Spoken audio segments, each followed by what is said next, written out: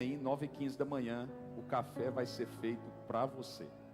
Nós queremos honrar você. Agora as mulheres e os filhos, preste atenção. Você tem o dever de nos ajudar a honrar o sacerdote da sua casa. Ele não pode ir para outro lugar, porque eu vou ungir todos os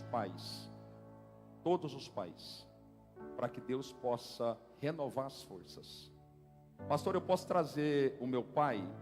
Pode trazer o seu pai e o pai de seu pai. Pode trazer o seu vizinho que é pai, o seu tio que é pai. Nós queremos encher essa igreja de pais no domingo de manhã, para poder liberar o destino deles, para que eles possam liberar o destino das suas casas. Você crê nessa palavra? Amém? Então eu espero você. Você vai convidar alguém. Quantos podem convidar algum pai para estar com a gente? Levanta a sua mão, vai. Está filmando aí, pastor? Amém? Você não chega sozinho não, hein? Em nome de Jesus. Vai lá, coloca o texto bíblico aqui. Eu sinto que Deus vai fazer algo. Eu sinto que Deus vai fazer algo aqui. Porque as armas, 2 Coríntios 10:4, da nossa milícia, não são carnais, mas sim poderosas em Deus, para destruição de fortaleza. Vale um amém? Coloca o tema da mensagem.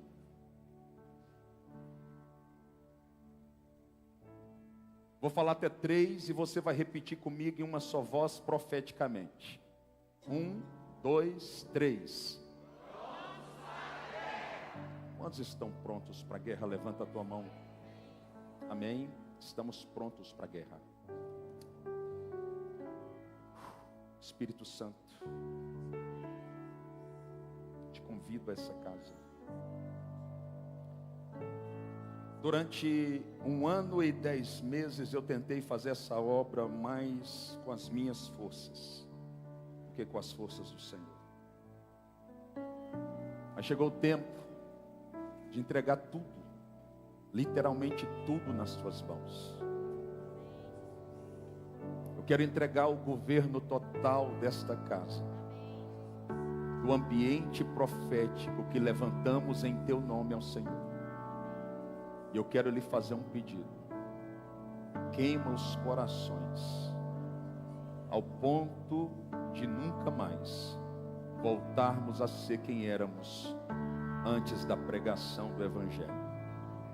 Entregamos cada um diante de ti, em nome do Pai, do Filho e do Espírito Santo.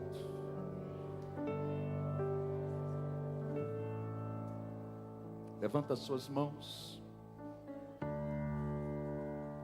Cante comigo o refrão dessa canção.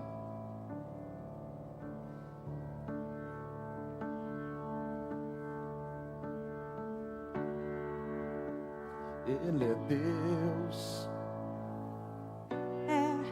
Ele é Deus. Se a porta abrir, Só quem crê, vai, declare. Ele é Deus, mas se fechar, Você pode levantar suas mãos. continua sendo Deus. Se a doença vier, Declare. Ele é Deus. Se curado for, Ele é Deus. Se tudo der certo, Ele é Deus. Mas se não der, continua sendo Mais uma vez, Deus. diga.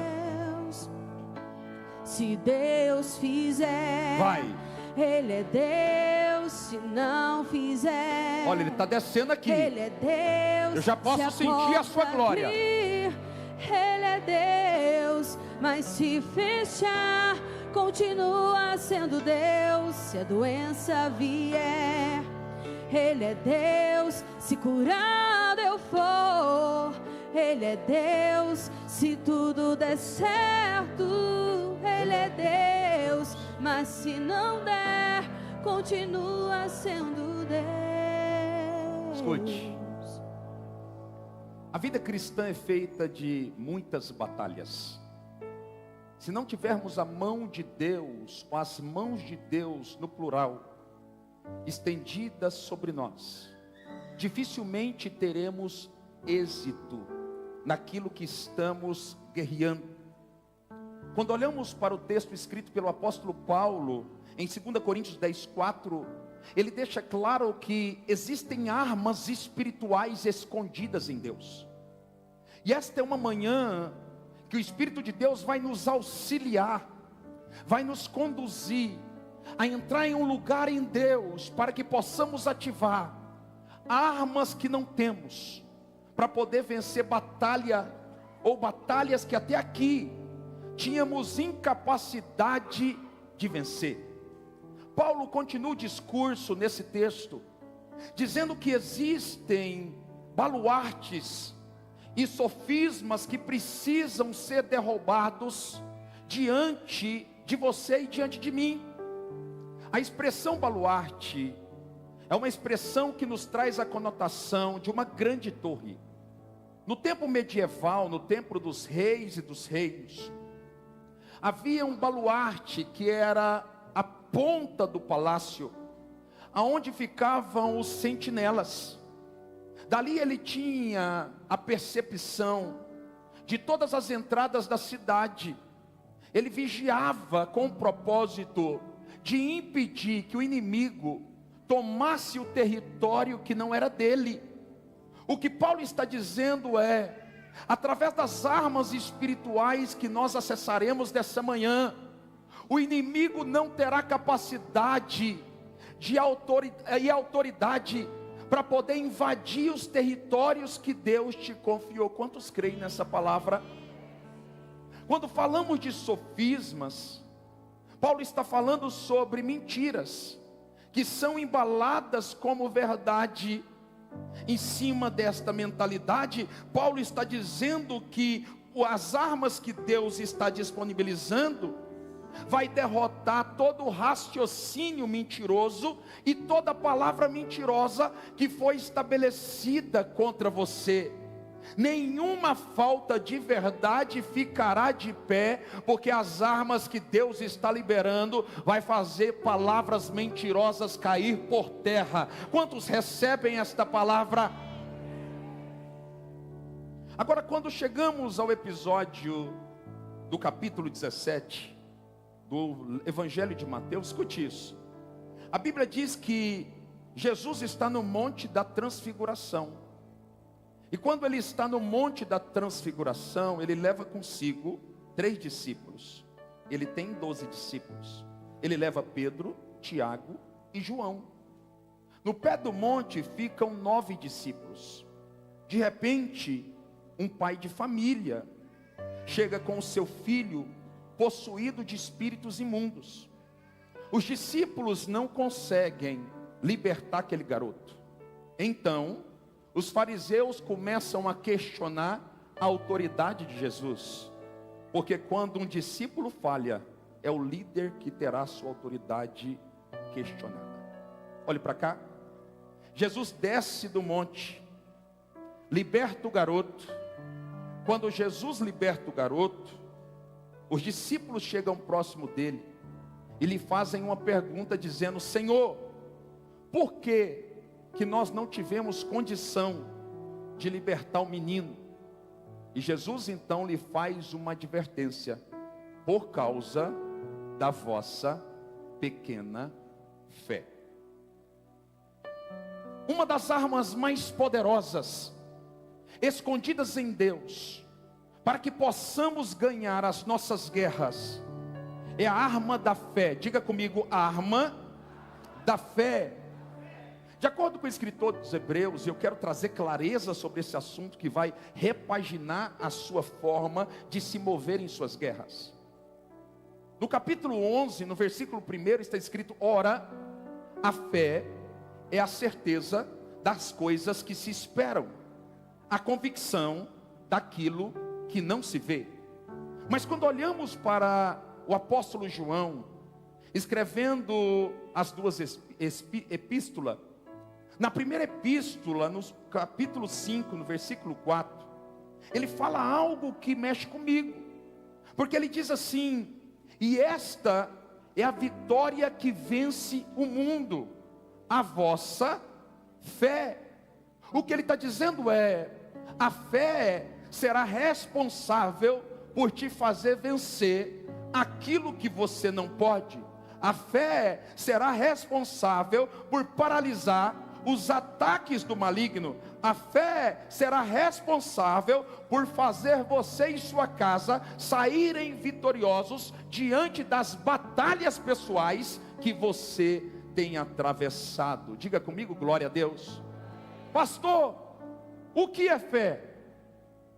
Para entendermos o que é fé, precisamos primeiro olhar de baixo para cima, compreendendo o que não é fé.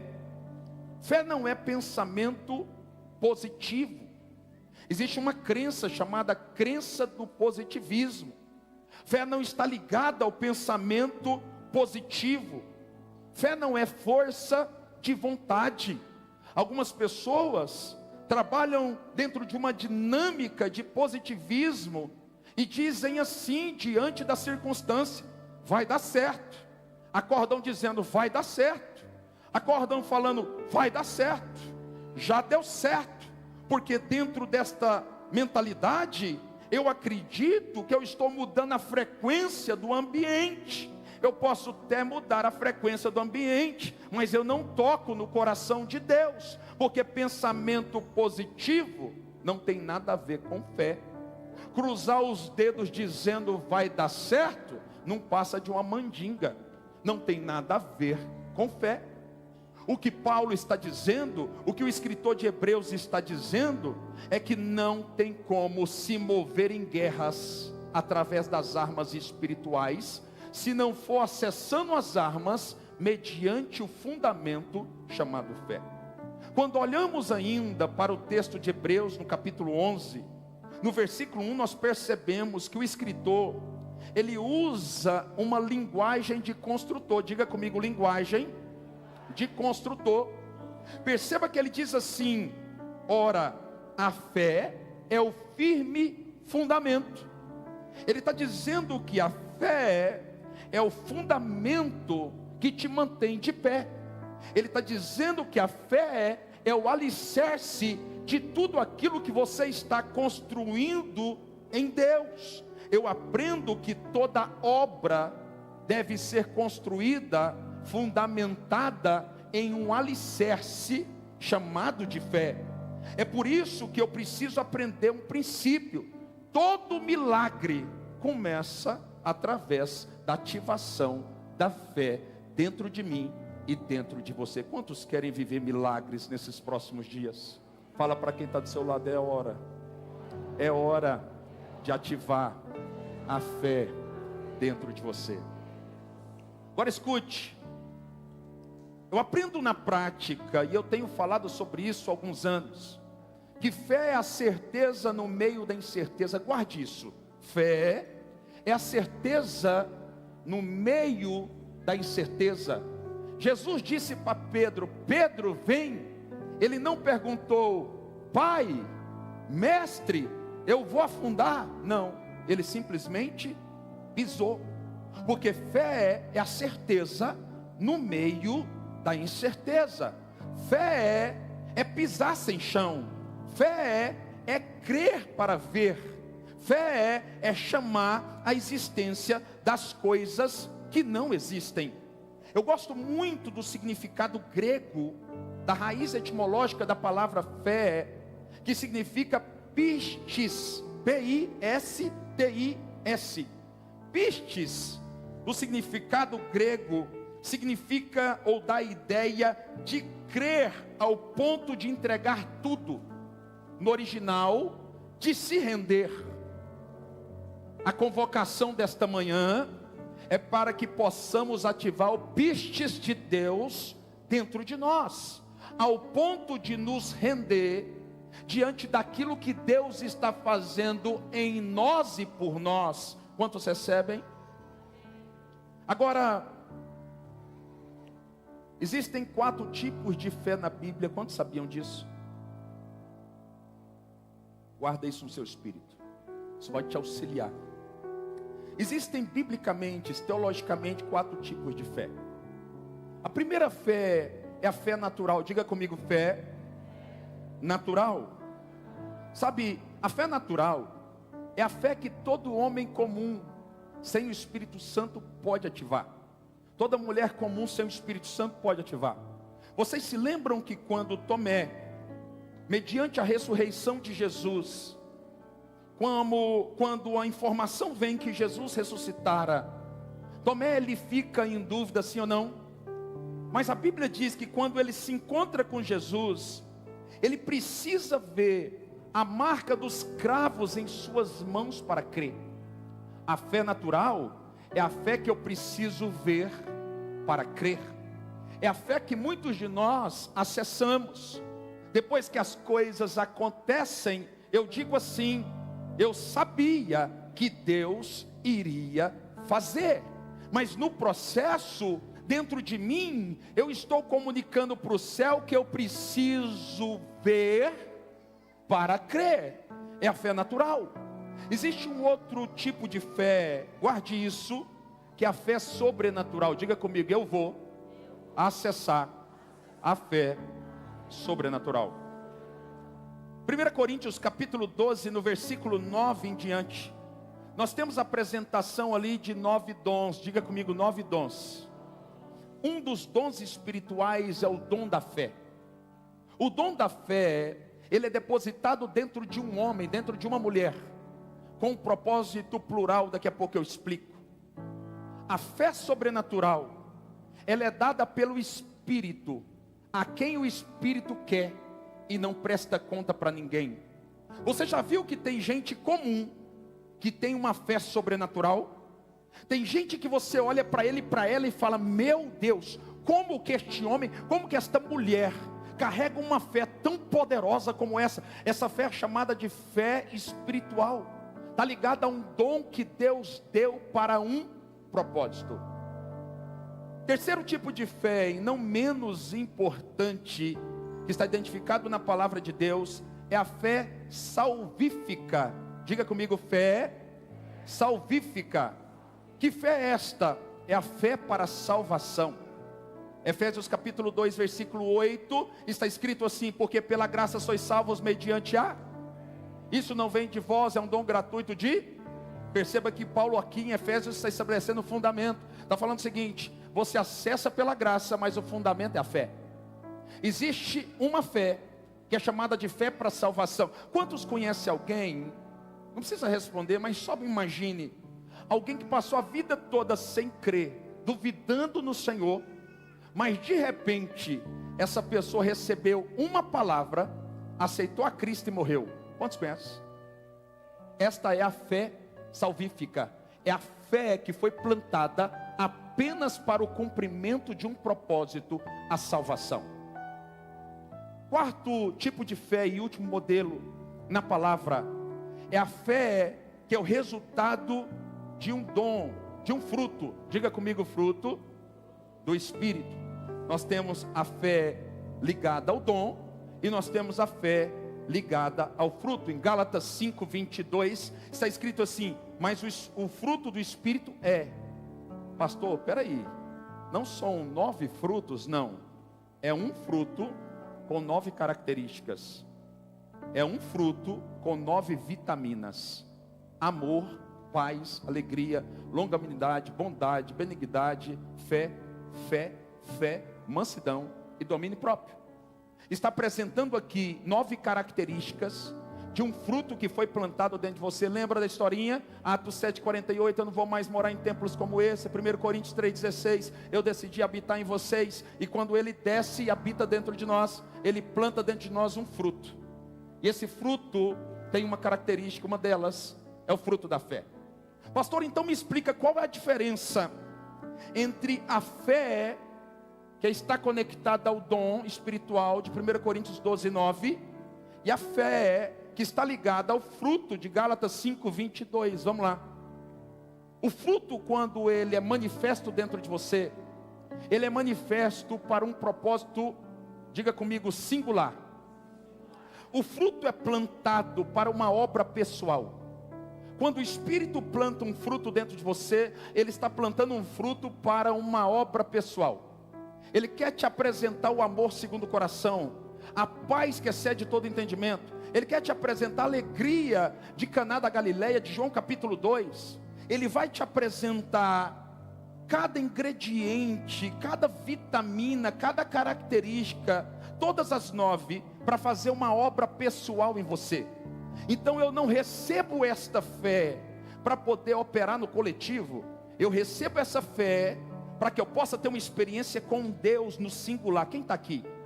Quando falamos sobre o dom do Espírito, perceba, o dom do Espírito tem outro caráter, o caráter é coletivo. O que Deus quer fazer aqui é entregar um dom para que alguém use para um propósito dentro da igreja. É por isso que a fé sobrenatural, que é plantada como dom, tem um caráter coletivo. O propósito é a edificação da igreja do Senhor. Quantos estão comigo aqui, estão entendendo? Diga glória a Deus. Agora, pastor, qual é a fé? Me diga, que eu preciso ter. É aquela em que a circunstância não abala aquilo que Deus me disse, me fazendo duvidar daquilo que Ele falou. Esta é a fé que eu preciso acessar, aquela que não me faz duvidar do que Deus disse, aquela que não depende do resultado para que eu me mantenha de pé. Olhe para mim, a Bíblia diz que existem 3 jovens, diga comigo, 3 jovens. Eles estão cativos na Babilônia, eles estão diante do imperador, olha só, Sadraque, Mesaque, Abednego, Ismael, Azarias e Ananias, nomes judaicos. Eles estão na presença do imperador. Eles são escravos no palácio da Babilônia. Eles viram toda a sua família ser executada de maneira sangrenta, impiedosa. Agora, o rei Nabucodonosor, que é o imperador, que só vai dar lugar no futuro, 70 anos mais tarde, ao Império Medo-Persa. Ele está diante do imperador, ele constrói uma estátua e diz assim: ao som da grande trombeta, todos devem se dobrar e adorar a estátua levantada pelo rei. Diz a Bíblia que tem 3 garotos que olham para a estátua e decidem não se dobrar, porque eles entendem um princípio: nós só adoramos a Deus. Alguém está aqui? Não adore o carro, não adore a casa, não adore a empresa, não adore os filhos, não adore o marido, não adore a esposa, porque você nasceu só para adorar a Deus. Escute, eles não se dobram. As autoridades percebem, vão até o imperador e dizem: os garotos não se dobraram. O imperador manda chamá-los. Eles estão diante do homem mais poderoso da terra no mundo antigo. Eles olham para ele e dizem assim: se não se dobrar ao som da trombeta, eu vou elevar 7 vezes a fornalha e vou lançar vocês dentro dela. Olha a convicção que o Espírito vai plantar dentro de você. Eles olham para o imperador e dizem: ó rei, nós não nos dobraremos. E fique sabendo que se Deus quiser nos livrar, Ele nos livrará. Mas se Ele não quiser, nós continuaremos adorando o nome dEle. Levanta as suas mãos assim, declare comigo: se Deus fizer, Ele é Deus, se não fizer. Vai mais alto, vai, declare. Ele é Deus, se a porta abrir. Ele é Deus, mas se fechar, continua sendo Deus. Se a doença vier, Ele é Deus, se curado eu for. Ele é Deus, se tudo der certo. Ele é Deus, mas se não der, continua sendo Deus. Quem quer glorificar Deus de verdade nessa manhã? Você quer ver Deus entrar na tua história? Não precisa me dizer, mas eu sei que tem muita coisa dando errado na tua vida.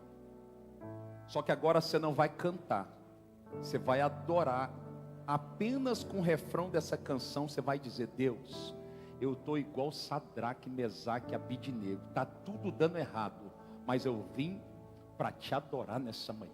Então levanta as suas mãos e cante com verdade, rasgando o teu coração. Se Deus fizer, Ele é Deus. Se não fizer, Ele pode ouvir o teu clamor. Ele é Deus. Se a porta abrir, Sim, Ele é Deus. Mas se fechar, continua sendo Deus está visitando a tua história. Se doença vier, Ele é Deus. Se curado eu for, Ele é Deus. Se tudo der certo, Ele é Deus. Mas se não der, continua sendo vai, segura aí, Deus. segura. Olha para cá.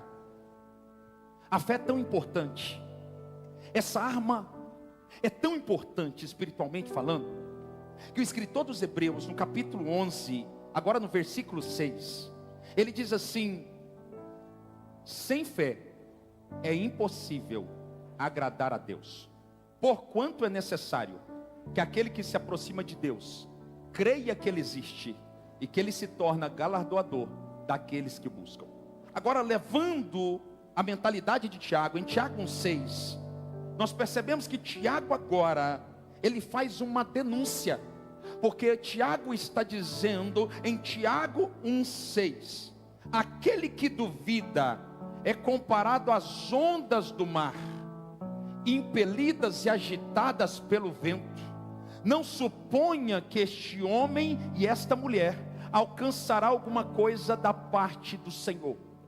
Tiago não está desfazendo de alguém que carrega no seu alforje uma fé fragilizada pela dor ou pelas experiências contrárias. Deus entende a tua humanidade, Deus entende a tua restrição, Deus sabe que você não é um homem de ferro, uma mulher de ferro. Deus sabe da tua limitação. Tiago não está dizendo que alguém que tem uma fé enfraquecida pela dor, pela peleja, é alguém que Deus está condenando. Mas Tiago está condenando uma categoria de pessoas, aqueles que duvidam daquilo que Deus disse. E olhe para cá, eu quero ser profeta. Todas as vezes que você duvidar daquilo que Deus disse sobre você e sobre o seu destino profético, você vai correr o risco, na caminhada da promessa, de gerar Ismael e não Isaque. Alguém está aqui, pelo amor de Deus? A Bíblia diz que Abraão, ele recebe uma promessa. Quantos já receberam uma promessa? Ele recebe uma promessa, e Deus diz: Abraão, sai da tua terra, da tua parentela, da casa do teu pai, vai para a terra que eu te mostrarei. Ele é um homem de fé, por isso que ele é chamado de pai da fé. Ele é um homem que carrega uma promessa: eu vou te fazer grande, vou te fazer notável, eu vou fazer você o pai de uma grande nação, de uma grande multidão.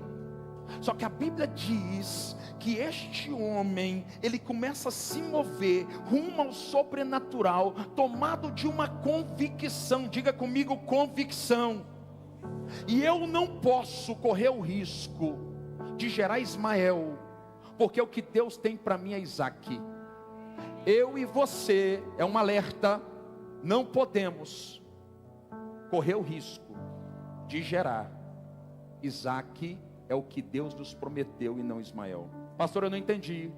O que é Ismael? Ismael é o fruto do seu tempo e da sua força. Isaque é o fruto do tempo de Deus e do cumprimento da promessa. Quantos querem gerar Isaque? Diga comigo bem forte: glória a Deus. Estou caminhando para o final. Ficaria falando de fé aqui mais 3 horas. Escute. Paulo escrevendo agora a Efésios, a carta aos Efésios, no capítulo 6, no versículo 16, ele nos apresenta a fé como escudo. Diga: a fé é o escudo que está disponível ao cristão. E ele diz assim, em Efésios 6,16: tomando sobretudo o escudo da fé, com o qual poderei apagar os dardos inflamados do maligno. Alguém sabe o que é dardos inflamados? Deixa eu explicar para você historicamente. No tempo dos bárbaros, diga comigo, o tempo dos bárbaros, havia uma estratégia. Eles pegavam varas de bambu, fracionavam as varas de bambu em pedaços, e eles pegavam espinhos. Esses espinhos eram espinhos letais. Havia nesses espinhos ali a condição de matar alguém, porque eram espinhos venenosos. Eles ficavam à espreita, observando a chegada do inimigo, e quando o inimigo passava, eles sopravam sobre a pele do inimigo o espinho cheio de veneno, e o inimigo era abatido. O que o Senhor está me usando para te dizer, escute isso, é que a fé é o escudo que vai impedir que os dardos surpresa do maligno venha tocar em você. Eu não estou entendendo, eu vou explicar. Sabe o medo repentino, aquele dia que você acorda tomado de medo, a Bíblia diz que pela fé, esse medo não pode tocar em você, porque há um escudo de proteção guardando a tua vida. Sabe aquele pico de ansiedade não controlada, que vem dias que bate, acelera o teu coração. A Bíblia diz que esse pico de ansiedade não pode te tocar, porque o escudo da fé estará sobre você. Sabe aquele medo de morrer, medo de ficar pobre, medo de ver os filhos passarem por coisas que você não quer que eles passem? A Bíblia diz que eu e você temos um escudo capaz de paralisar todos os dardos do maligno. Coloca a sua mão profeticamente assim, vai. Vou liberar uma palavra, você vai pegar no espírito. A partir de hoje, escudos espirituais estão sendo colocados em suas mãos. Os dardos do maligno não te tocarão. De dia, o sol não te molestará, nem à noite a lua. Eu declaro, você e a tua casa, e tudo que leva o teu nome, estão agora debaixo da proteção do escudo da fé. Quantos podem aplaudir ao Senhor?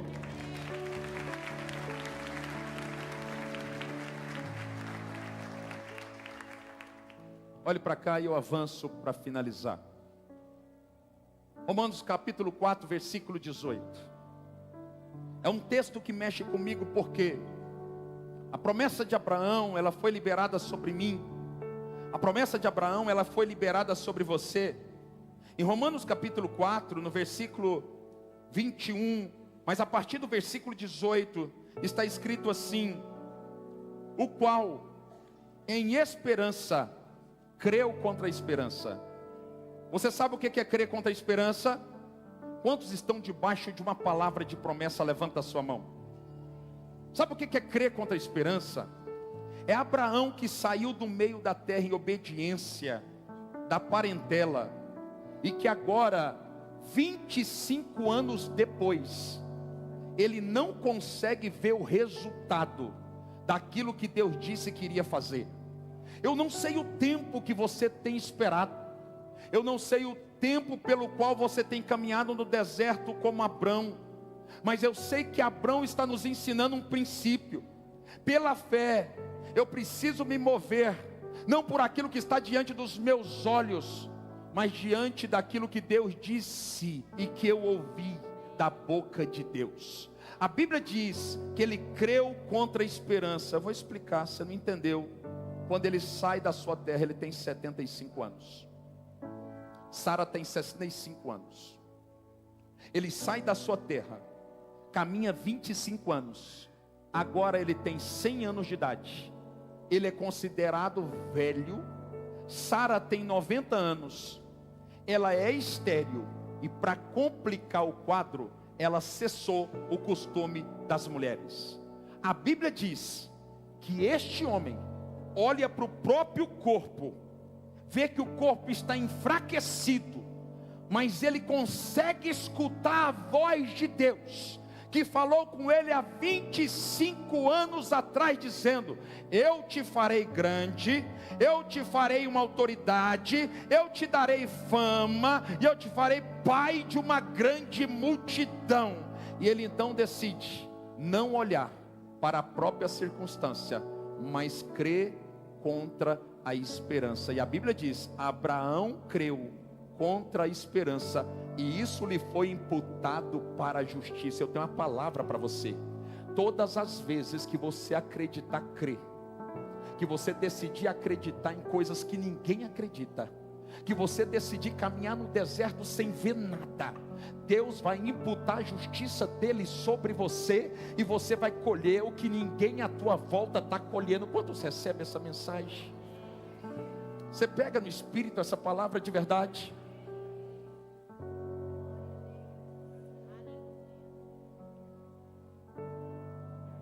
Versículo 20: e não vacilou por incredulidade, mas pela fé se fortaleceu, dando glória a Deus. Sabe o que a Bíblia está dizendo, pastora Márcia?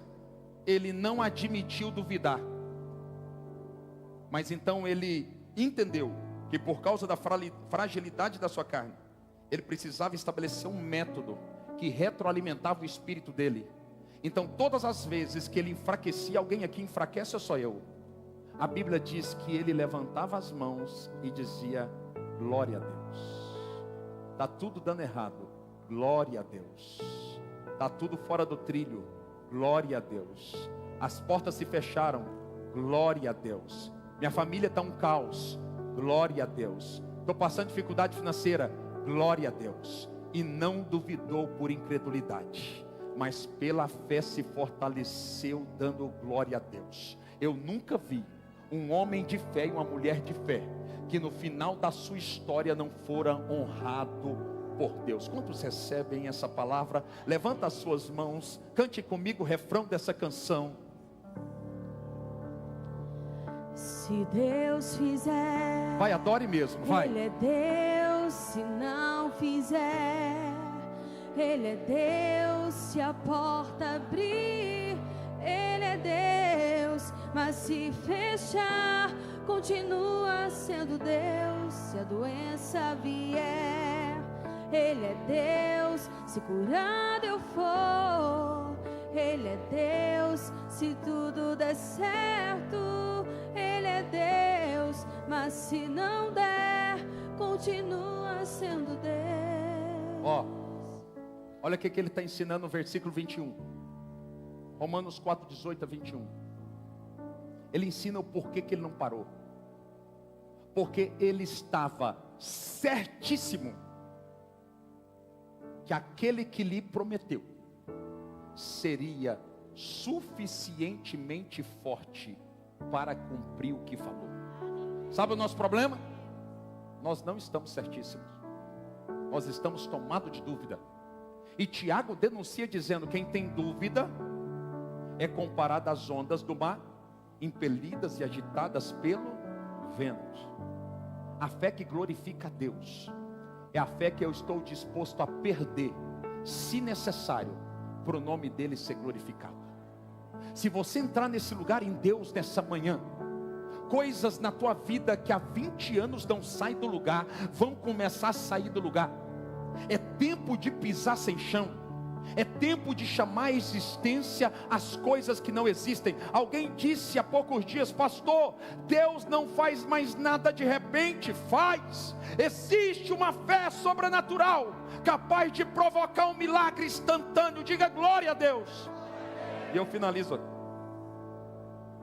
A Bíblia diz em Marcos capítulo 11 que Jesus está passando na frente de uma figueira. Diga comigo, figueira.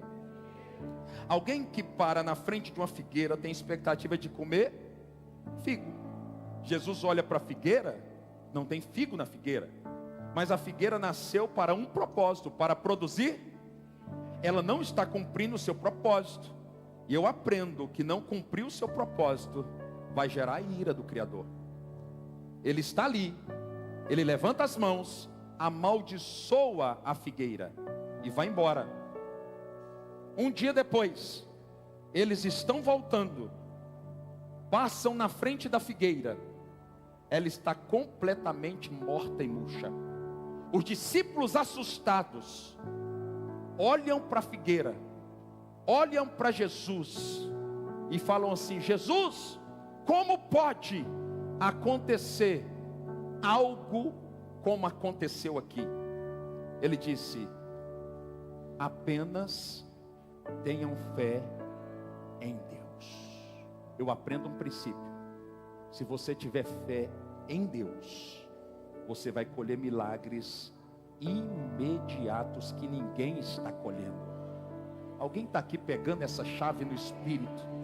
Você pode ficar de pé para a gente cantar o refrão dessa canção, para tocar os céus, e nós vamos selar essa palavra através da Santa Ceia. Nós temos 9 minutos, vamos, levanta as suas mãos, vai, solta o leão que habita dentro de você. Se Deus fizer, Ele é Deus. Se não fizer, vai, adore de verdade. Ele é Deus. Se a porta abrir, Ele é Deus. Mas se fechar, continua sendo Deus. Se a doença vier, Ele é Deus. Se curado eu for, Ele é Deus. Se tudo der certo, Ele é Deus. Mas se não der, continua sendo Deus. Vai mais uma vez, vai.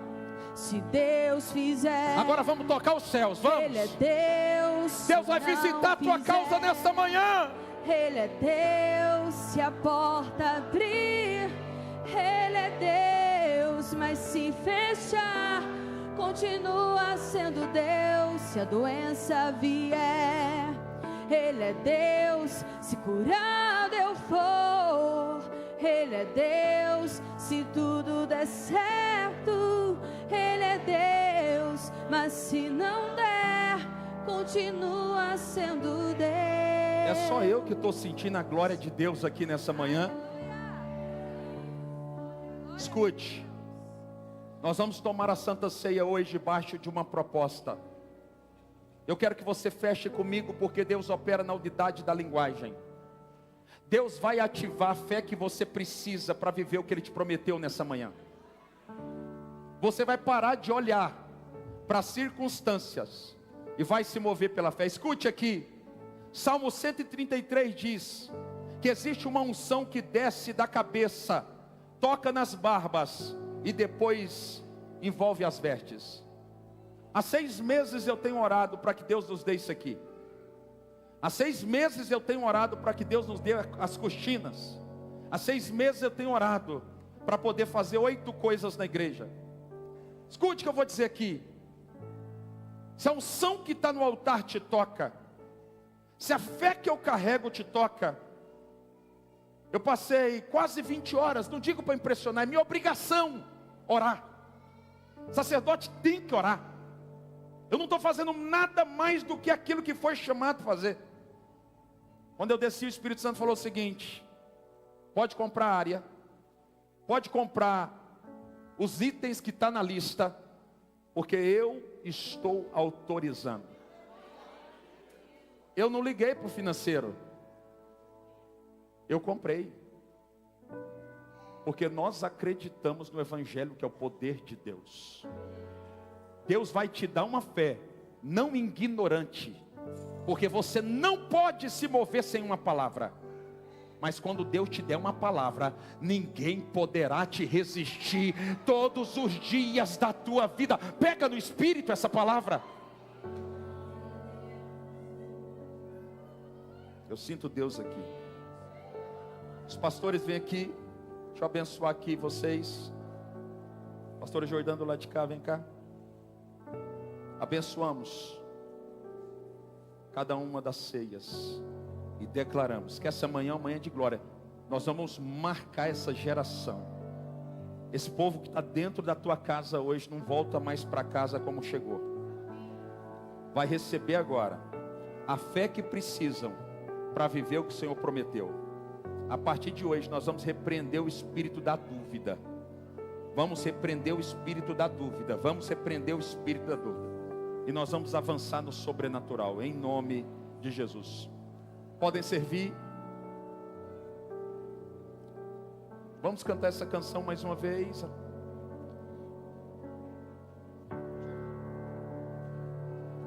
Se Deus fizer, Você pode orar? Ele é Deus. Se não fizer, Ele é Deus. Se a porta abrir, Ele é Deus. Mas se fechar, continua sendo Deus. Se a doença vier, Vai, declare e vai. Ele é Deus. Solta o leão que habita dentro de você. Ele é Deus. Se tudo der certo, Ele é Deus. Mas se não der, continua sendo Deus. Sim, Deus. Não Era 2:30 da manhã, eu estava orando e falando ao Senhor: marca a vida daqueles que estarão nos 2 cultos no domingo. Eu acredito que Deus vai marcar a tua vida nessa manhã. Você crê nessa palavra? Deus vai marcar a tua vida. A fé que você precisa para viver o que Deus te prometeu vai ser plantada dentro de você nessa manhã. Homens e mulheres de fé vão viver aquilo que poucos irão viver na terra dos homens.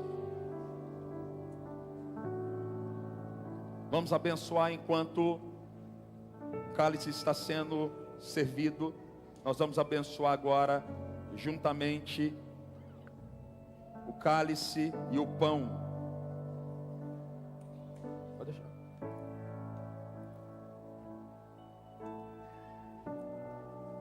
Pai querido, nós abençoamos agora o pão vivo que desceu do céu, João 6:48. Abençoamos também o suco da uva, que representa o sangue que foi derramado em Isaías 53:4-5. Verdadeiramente o Senhor levou, e hoje nós estamos desfrutando daquilo que o Senhor já fez. Por isso, que o Senhor possa marcar nossas vidas para sempre. É uma manhã de glória, é uma manhã de recomeço, é uma manhã em que uma nova história vai ser escrita na vida desta comunidade e na vida de cada família, de cada pessoa aqui presente, em nome de Jesus. Diga comigo amém. Coloca o texto aqui, por favor.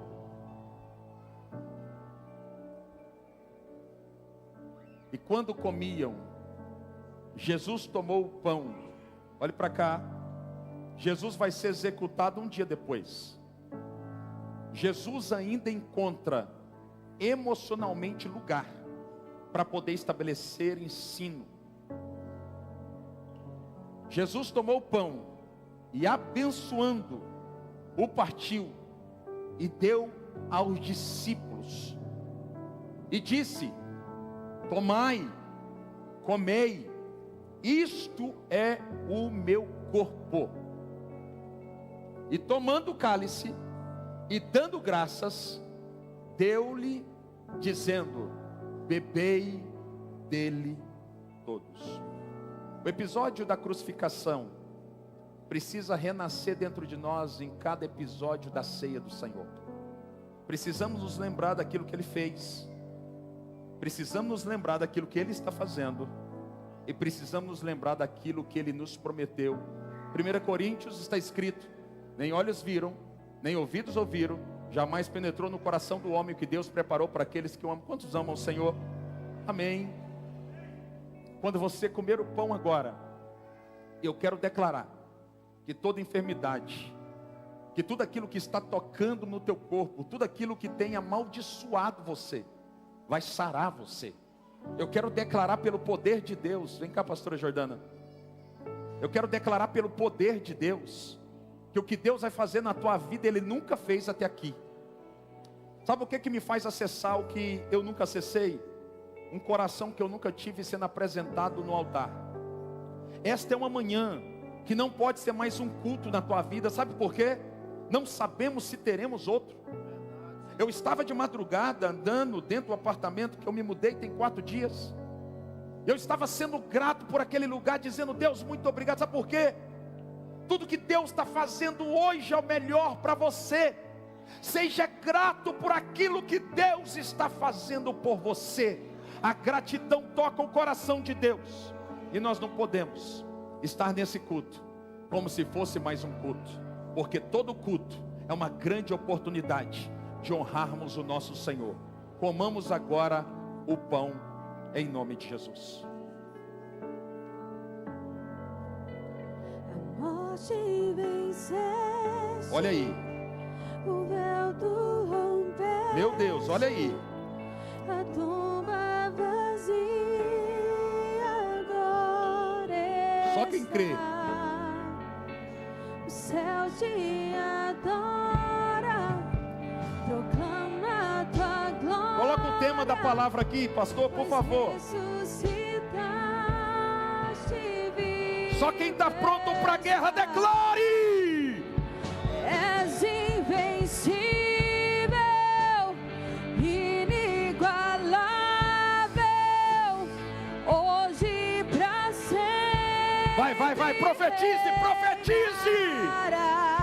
Teu é o reino. Teu é o reino, tu é a glória, e acima de todo nome está. Poderoso esse nome é, poderoso esse nome é. Vai, é poderoso, vai. O nome de Jesus, meu Rei. Poderoso esse nome é, maior que tudo Ele é. Poderoso esse nome é, o nome de Jesus. Olhe para cá. De acordo com o evangelista Mateus, no versículo 28 do texto que nós estamos lendo, de Mateus capítulo 26, ele diz que esse sangue é o sangue do Novo Testamento. O que ele está querendo dizer é que o sangue que paga a dívida é o sangue que está sendo proposto para mim e para você. Sabe, você entrou aqui talvez acusado pelo diabo, dizendo que você não é digno de estar aqui, você não é digno de tomar ceia, você não é digno de fazer uma nova aliança com Deus. Olhe para cá, aquela mulher estava próximo a ser apedrejada, quando os acusadores que estavam lá, que é a figura profética do diabo, se levantaram com a pedra na mão. Jesus se inclina, e sem olhar para eles, ele diz: quem não tem pecado, atire a primeira pedra. Você nunca vai ser bom o suficiente para sentar na mesa com Jesus, comer do pão e beber o cálice. Você está aqui por causa do sangue que foi derramado. Por isso, não deixe de ceiar, porque a ceia, ela estabelece a comunhão que eu tenho com o corpo de Cristo. E a Bíblia diz que um membro solitário não tem vida própria, porque a vida do membro está na conexão com o corpo. Quando eu ceio, eu estou me conectando com o corpo, e a vida de Deus, ela toca nas minhas entranhas e estabelece um tempo novo de dentro para fora sobre mim. Se você entende essa palavra, nós vamos agora tomar o cálice que representa o sangue de Jesus Cristo. E quando nós tomarmos esse cálice, Deus vai ativar a fé que eu preciso para viver o meu propósito. Quantos acreditam? Levanta agora o teu cálice. Vem cá, pastora Jordana. Levanta agora o teu cálice, vai. Levanta o teu cálice assim, vai. Esse cálice é tudo o que você precisa para viver a vida que Deus te prometeu. Olhe para mim aqui. Te contaram muita mentira. Você acha que você precisa de uma empresa maior? De uma mulher superior? De uma casa na região que você sonha? Para poder viver a plenitude? Tudo que você precisa está diante dos teus olhos.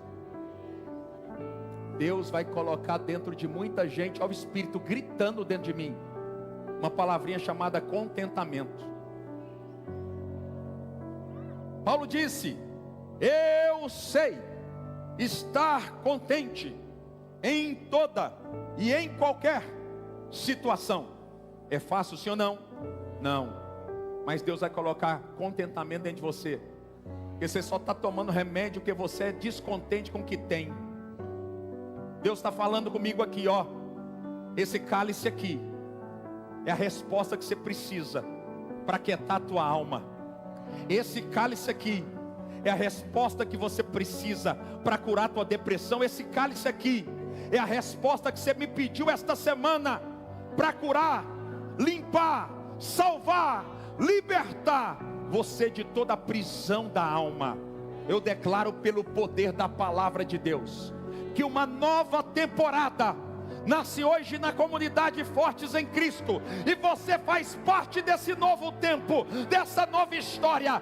Deus vai bradar como um leão na tua casa e vai mudar a tua sorte nessa manhã. Diga comigo: depressão. Não, profeta, fala profeta. Depressão, nunca mais. Insatisfação, nunca mais. Você crê nisso? Deus está visitando tua vida. Pastor, eu meti o pé pelas mãos, eu arrebentei com tudo. Ninguém sabe, mas eu tenho uns pecadinhos escondidos aqui. Você está no lugar certo, tanque de Betesda. O anjo está movimentando as águas, queridão. Despreocupa, você veio no lugar certo, na casa da misericórdia. A Bíblia diz que ninguém nos fez juízes. Somos sacerdotes, elevamos as nossas causas para Deus. Ninguém está aqui para apontar o dedo para você, mas eu sou profeta para te dizer: não tem próximo erro. Se insistir em errar os mesmos erros, a terra vai abrir. Escute, Deus não está brincando de ser Deus. Davi é o homem segundo o coração de Deus, mesmo sendo adúltero e assassino. Sabe por quê? Ele não adultera a segunda vez e nem assassina mais ninguém, porque ele entendeu um princípio: eu não posso ficar brincando de cometer os mesmos pecados. Alguém está aqui, pelo amor de Deus? A fé que eu preciso, diga comigo: a fé que eu preciso vai ser ativada agora dentro de mim. Comemos agora o sangue do Cordeiro.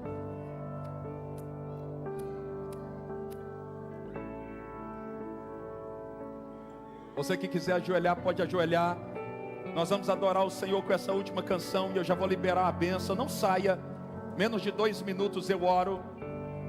Vamos fechar esse ciclo, esse culto adorando a Deus. Eu sinto Deus se mover nessa casa nessa manhã.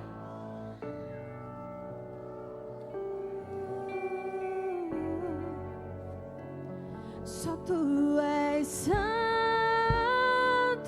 Sim, só o Senhor é santo.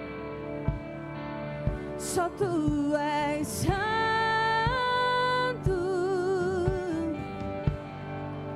Não há outro como tu.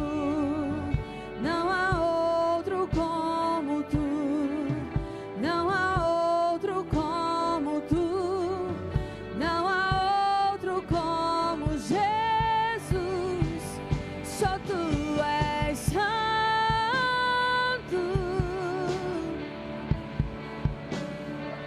Só tu és santo. Sim, Deus. Não há outro como tu. Não há outro como tu. Não há outro como tu. Não há outro como Jesus.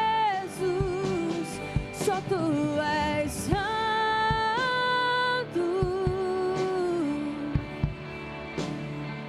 Só tu és santo. Sim. Antes de abençoar você mais uma vez, quantos acreditam que vão ter uma semana poderosa? Ó, eu acesso pela fé. E se eu acesso pela fé, eu antecipo o futuro. Através da fé, eu trago o futuro para o presente. Eu preciso acessar o futuro através de um movimento chamado de fé. Não esqueçam, por favor, eu vou abençoar, de adotar um frango. Nós temos 2 famílias para a gente poder abençoar hoje. Amém? E nós cremos que você é parte daquilo que Deus está construindo nesse lugar. Você que pode, às 17h30, venha tomar um cafezinho com chantilly. Meu Deus, é forte, irmãos. Só engorda a gente, mas é uma bênção. Você não tem noção. Esteja conosco. Coloca a tua mão assim, faz o melhor. Coloca na cabeça assim uma mão. Diga comigo: eu recebo a fé necessária para viver o meu destino profético. Pai, na autoridade do teu nome, eu declaro o derramamento do teu Espírito, liberando a fé necessária para que destinos proféticos sejam desatados nessa manhã. Eu declaro que destinos proféticos estão sendo liberados sobre esta casa. Que venha um tempo em que sinais se manifestem. Cada palavra que eu lancei do altar, nenhuma se perca. O Senhor em 1 Timóteo 1,15 diz: eu velo pela minha palavra, fiel é esta palavra e digna de toda aceitação. Eu declaro, Senhor, esta semana o Senhor vai livrar, o Senhor vai salvar, o Senhor vai curar. Esta semana o Senhor vai prosperar. Essa semana o Senhor vai acudir financeiramente. Esta semana o Senhor vai liberar decretos sobre cada um de nós. Nós abençoamos o teu povo que te chama pelo teu nome e declaramos um domingo de paz, e que a graça do Senhor, o grande amor de Deus, as consolações do Santíssimo Espírito atinja cada um de nós no centro do nosso espírito. Nós abençoamos a tua vida em nome do Pai, do Filho e do Espírito Santo. Que Deus abençoe a tua vida. Vai em paz, aplauda ao Senhor bem forte. Deus abençoe. Pra te adorar.